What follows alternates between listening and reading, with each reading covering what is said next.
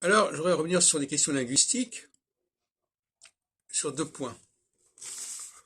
À savoir que il y a une ligne de démarcation entre le masculin et le féminin, comme il y en a une entre le singulier et le pluriel. Et cette ligne de démarcation est phonologique.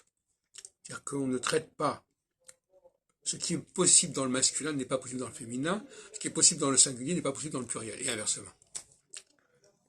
Et ça ressort dans le fait qu'il y a phonologiquement et phonétiquement des différences majeures. Alors, dans le cas du rapport entre masculin et féminin, c'est la question des diphtongues qui se pose. Le E joue le rôle de vecteur à ce sujet, et même de gardien de la différence, de surveillant de la différence. Le fait de mettre le E après une diphtongue supprime la diphtongue. Donc, le E, si on supprime la diphtongue, on passe dans le féminin. Si on garde la diphtongue, on est dans le masculin. Dans l'autre cas, avec le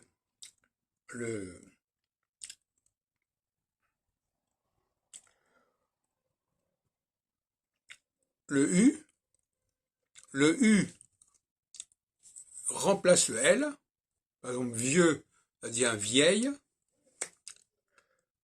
Et là, il s'agit de distinguer entre le singulier et le pluriel. Pourquoi?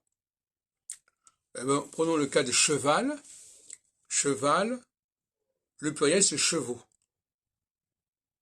Donc, si je mets le U, je passe au pluriel. Si j'enlève le U, je reste au singulier. Général, généraux. Total, totaux, etc. Donc le U est la marque du pluriel, et donc le L empêche le pluriel de passer. Qu'est-ce que ça veut dire?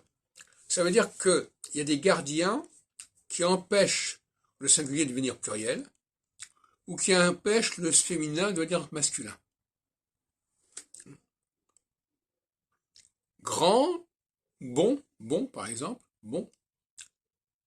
Eh bien, si je mets un E, j'empêche le féminin de devenir masculin. Parce que bonne, il n'y a plus de la diphtongue.